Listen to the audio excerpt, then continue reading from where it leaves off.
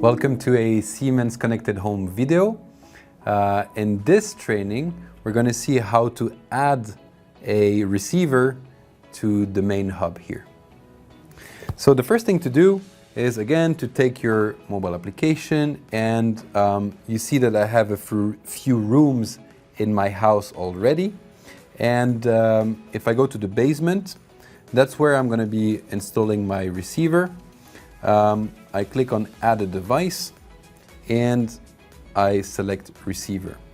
So you see that the receiver can act in three different ways. It can just be a network repeater. It can be a network repeater plus a boiler controller, or it can be the three at the same time, meaning that it's a repeater, it's a boiler controller, and it's also a domestic hot water controller. So I'm going to choose the third one. And basically what it says is that I need to press that button until the LED flashes. So first, what I'm going to do is I'm going to be plugging this to the 230 volt. So you see that here I can put the neutral and the phase in. So I already screwed that in. And now I'm going to be plugging this to the 230 volts. And you see that this LED is now orange.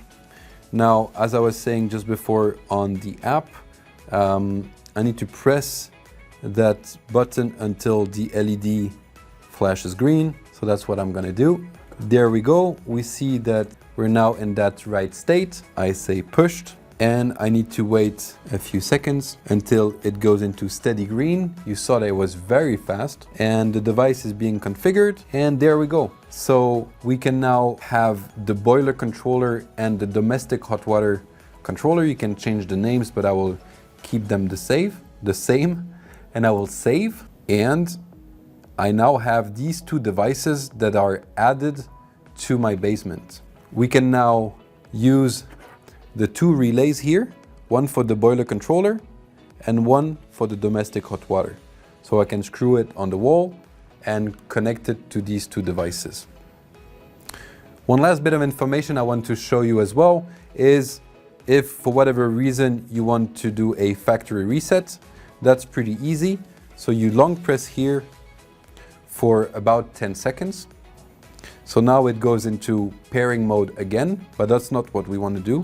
We want to go into this mode where it flashes between red and green, and that's the factory reset. I release, and I'm now back to the state that I was having before.